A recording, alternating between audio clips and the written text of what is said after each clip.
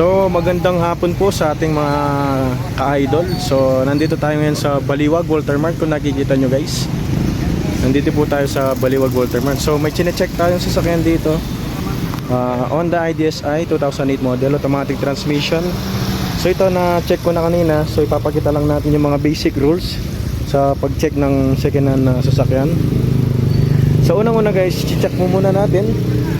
So ito binuksan ko na kanina. So buksan pa ulit natin.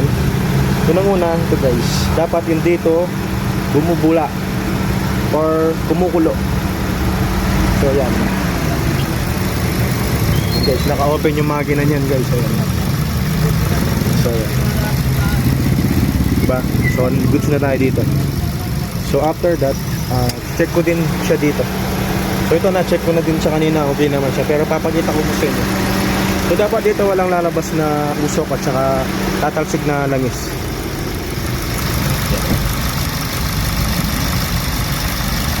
So yan, goods tayo dito guys. Tapos dito naman tayo sa engine cap. So i-open lang natin to. Dapat walang lalabas na usok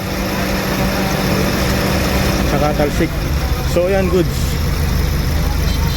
So yan guys, goods. So dito naman tayo sa loob. Dito muna tayo sa loob guys. So check natin guys sa loob. Malinis yung sidings. Malamig yung aircon. Malamig yung aircon guys.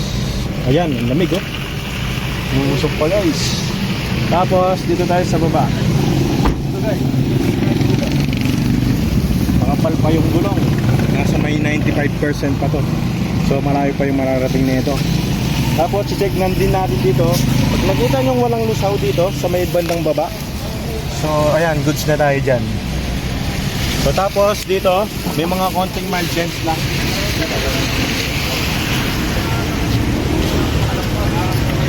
So ito lang yung pinaka-issue niya sa body.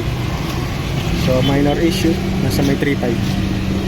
2,000 na. So yun lang guys, tamang pag-check ng sasakyan. Yeah, bang bang.